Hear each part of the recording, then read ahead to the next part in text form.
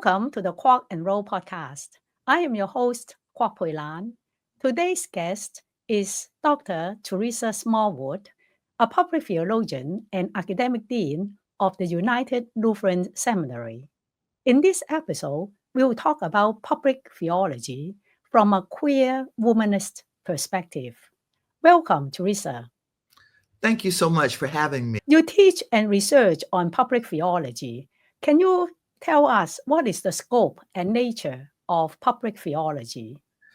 For me, public theology is an opportunity to really live your faith out loud. It's the idea that theology has a response and also a statement to the world about world issues.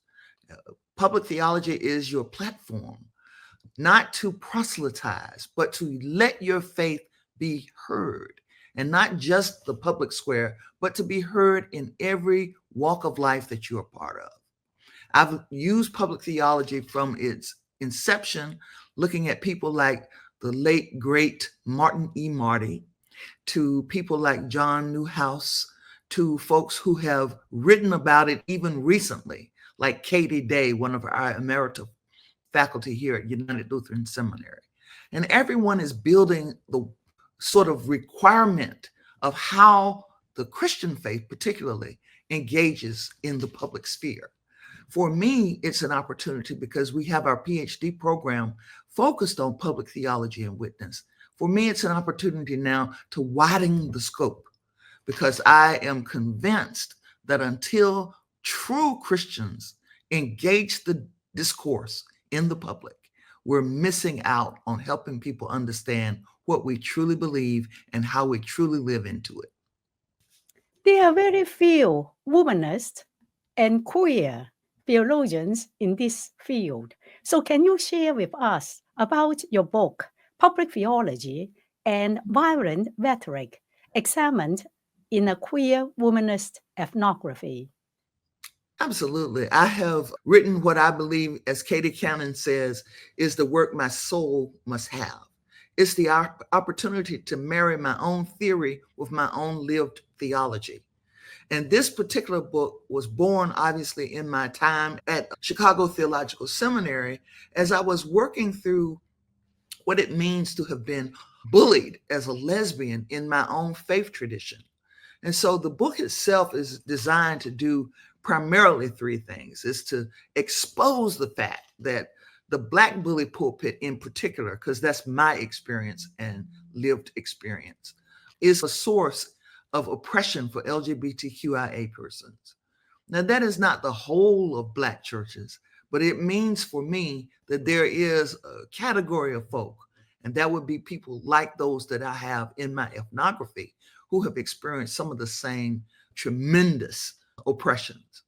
The second point would be that because LGBTQIA people are singled out for this direct ostracism from the pulpit, from the teaching space, the idea is there must be a reason, and it is designed to control their behavior, primarily their sexual behavior. And then finally, I try to deal with the idea that LGBTQIA people are both subjected to this Black bully pulpit, and in many instances, they internalize the hurt that comes from it, which often causes them to flee from their church affiliation, their community church involvement, and things of that nature. But in the final analysis, it's the point that we're all made in the image of God. We all can rely upon the fact that God will never leave us nor forsake us, and we can most particularly come out of the oppressive state and find for ourselves that which our soul needs to be able to thrive and to live with our faith intact. We are nearing the end of the LGBTQIA Pride Month. What do you want people to take away from this Pride Month? It is very important in this epoch of history that we embrace our authentic selves, that we celebrate our authentic selves in the marketplace, in the public sphere, in our communities of faith and our communities of love. Pride has always been for me not something that is a secular approach, but actually a very spiritual approach to the acceptance as opposed to the othering that happens in the general public. And so for me, pride is an opportunity, just like Black History Month is an opportunity, or even Christmas is an opportunity to celebrate that which you hold dear and to be appreciative of the fact that you're in it in community. Before you studied theology and became a seminary professor, you were a lawyer. What kind of work did you do? My law practice was primarily focused on criminal defense, which meant I did quite a bit of work as a criminal defense lawyer. And I can tell you that my experience took me wide and far in the state of North Carolina in representing people who were in all kinds of criminal trouble. However, I also did wrongful death, personal injury, and some civil litigation surrounding things like education acquisition, the disparities that come from people being treated differently because of their skin color, and things of that nature. But my primary work was as a defense lawyer. And it was an outgrowth of my time as a direct descendant of what I call the prosecutorial bent. So I worked as an assistant DA for a little while. And then when the person I worked for lost his election, I opened my practice. And for almost 20 years, really a little more than 20 years, I did probably the strongest of my work as a criminal defense attorney. Can you share with the audience what prompted you to change your career? I can say that I made a distinct connection between law and theology in ways that caused me to realize that everything started with 10 laws. But I decided long ago that I really wanted to live my faith in a way that was helpful to the building up of God's kingdom. And the idea behind that was always to give of myself to the service of humanity. But I found law to be a very shallow way to do that, because in the law, even though I was defending people, the system itself was broken. The system itself was never going to completely regard the folk I represented in any light that made their humanity come first. And so the flaws that I saw, I felt could be better corrected through my work as a cleric. And I expected to be able to maybe serve a church at some point. But after getting my MDiv, I was really inspired by the professor who was also our dean at Howard University Divinity School to go forth and do more investigation. And once I was accepted at Chicago Theological Seminary in the PhD program, it really was a no-brainer. And so I've married what I believe are the two most important things in my learning. The idea that law is everywhere and in all things, and that it is really the law of God, loving our neighbor, that matters the most. What are the challenges you find in theological education? Everyone is saying that seminaries and divinity schools are facing so much trouble financially, enrollment, and an outdated curriculum, for example. Oh, you're so right. And the question really prompts me to think long and hard, because I am in the position of dean and vice president of the seminary where I work. I'm constantly thinking about what is needed in this moment. And I really do think COVID-19, the epidemic, put us all in a trench. And many of us in theological education are trying to think our ways out of that. Some have said that it is the idea of going completely online. I disagree. I think that we must maintain a capacity for folk to learn and to advance themselves in theological study through as many platforms and modalities as we can sustain. However, I believe learning is best done when people can interact, share, and that becomes then a journey.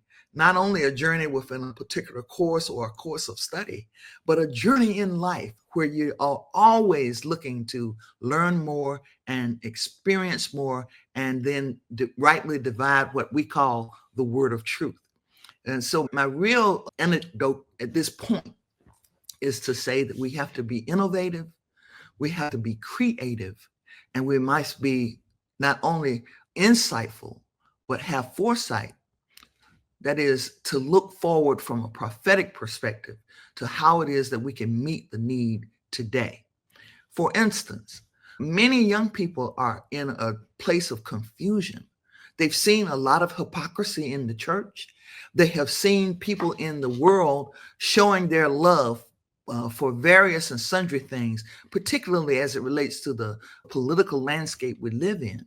And so they want the authenticity and the rightfulness of a faith tradition that teaches them how to do those things without being tremendously divided.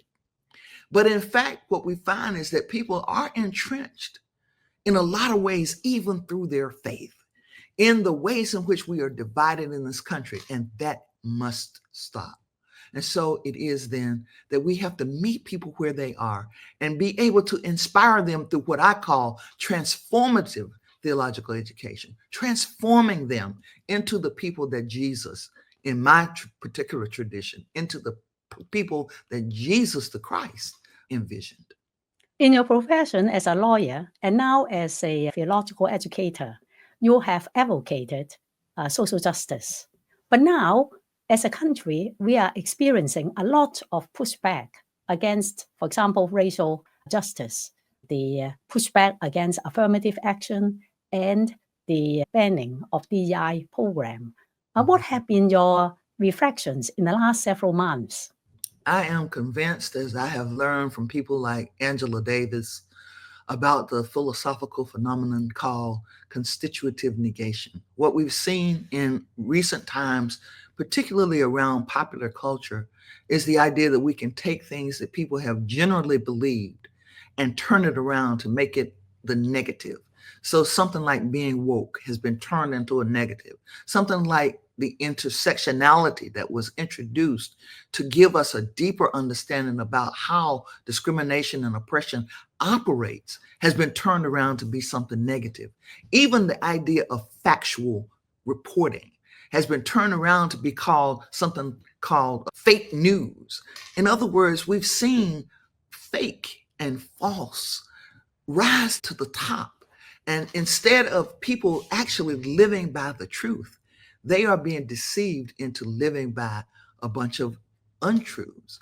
And so it is then that when we see in our political landscape the notion that the country itself is experiencing what I call an erosion of its democratic roots, it behooves us all to really dig deep, to understand and to have a mantra and a message and even a mission that moves us into a way that could look critically at this phenomenon and understand what it means to reverse this. I do operate as someone who stands against anything that wants to erase people. The attack on DEI is a way to erase the very thing the US Supreme Court set up for the purpose of giving people an opportunity that did not exist generically. The idea that we would erase DEI, that we would have institutions like schools and higher education institutions change their complete approach for the purpose of saying that we want to make everybody equal. It is to literally negate a particular constituent within our own philosophy around how we get things to be equitable and equal. And I say that for folks who are really struggling with what is it that's going on, you first need to be consumed with the history of this nation. If you have a true understanding of the history, people like Jamar Tisby has written about the color of compromise. Many folks that I could go through over and over again. But the idea that there has always been a playbook that tried to erase people is a way in which you can then reaffirm, reconstitute your own attitude and response to this and be better able to advocate for people who are continuously still being the target of repression and oppression. I do look to leadership. I still believe in the capacity for leadership. But I must say to you, I have lost a whole lot of respect for our genuine division of labor in this country. The idea that the executive branch, the legislative branch, and the judicial branch would somehow balance each other has been really made a mockery. And so it will take we, the people, to make the difference, to understand how laws are made, to understand how laws can be rejected, to understand how process is made, and to understand how process can be disrupted, and to understand largely what makes a civil society, and then be in a position to have civil disobedience appropriately and nonviolently make that system work the way it was intended for all the people, not just some. Very well said. We are recording this days after, on the one hand, we had a military parade in Washington, D.C., and on the other hand, millions, I don't know how many, some said 5 million people who joined in the No Kings protest in more than 1,500 cities. Did that mass mobilization give you some hope? It absolutely does. If you know anything about my ancestral history, being African in America, then you know any capacity for me to sit where I sit at this present moment is built upon the very demonstrations that we saw on yesterday. It is the notion that the people have a voice. And when their representatives ignore those voices, when their representatives are not strong enough, do not have enough spine to uphold the will of the people, it behooves the people to assemble themselves, to be the kind of disruption that says, no, this is not what we want. As a community of faith, I truly believe it is our responsibility to be in that line. Now, protest can have many different forms, and one is to assemble in the streets. But protests need not just be 5 million people showing up in Washington, because as we have seen in recent times, those kinds of protests can in fact turn into responsive violence. Although yesterday it was never reported, and I'm so proud of the fact that they spoke their feelings and convictions. What I'm much more content with personally is the idea that we can, through our collective will, bring all of the capitalistic approaches to this domination to its knees when we have a very specific and organized approach to how we spend the dollars we have been entrusted with. And so, yes, protest is important. But I think it was the boycotts, if I can be completely frank, that made every bit of difference. It certainly made a difference when Dr. King and the folks decided they would walk instead of ride the bus. It certainly made a difference when it came to people being able to sit at lunch counters and be required to be served.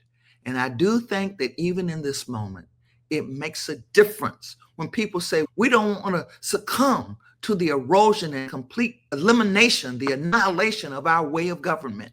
We want to continue to be democratic. We want to continue to have democracy as our bailiwick, and we will not stand for there to be this autocratic move, this theocratic move, this move towards fascism that disallows people to have a voice. We recall very seriously in the aftermath of people like our heroes and sheroes of the eras back when, that would be for me the 60s, but it goes back even further. We recall that people had the choice in the beginning of this very nation. And this year we will move into the 250th anniversary of the start of this nation. We need to be aware of the fact that many brawls and wars and cabals and skirmishes happen to bring us to the place. Are we really going to just abandon it now? I submit that is not something we want to do, not from any vantage point, whether you're conservative or progressive. Not from any vantage point should we ever want to let those who died on battlefields have died in vain. Not to any situation should we want people who stood for justice and equality to have died in vain. I don't want it to be on my watch that we left the capacity for people to have a voice in the hands of folk who really want to see it gone. During the civil rights movement and other social movements, church leaders have spoken. Today, we have this rise of white Christian nationalism. Do you think that church leaders or leaders of faith communities have spoken loud enough? No, not at all. In fact, one of the motivations I have for this PhD program is the idea that church leaders have not been trained, nor have they been effective in, I'd say, at least the last 25 years. It doesn't mean that we haven't had them. I look at people like Bishop William Barber. He's a very effective speaker. He has a following. He has people who are undergirding his work, but we don't have the same kind of structure. And that structure needs to be defended in a way that allows everyone to participate. Not that he hasn't tried, but it just hasn't taken form. And in part because there are so many leaders, too many leaders, and not enough followers. And I suggest in this moment, we have to really think about what do we want to attack first, because you cannot say grace over all of the very rotted food that we're being served. We have to figure out how do we change at least one or two things in the beginning.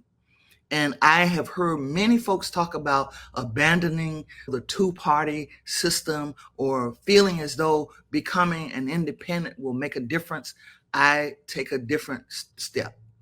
My belief is that certainly in the midst of change, some things must remain the same.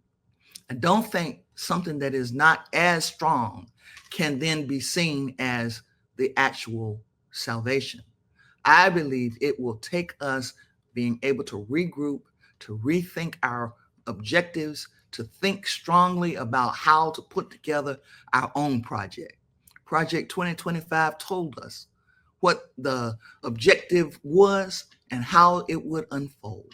And if I dare say there's been any playbook that has so strategically been worked, it is that.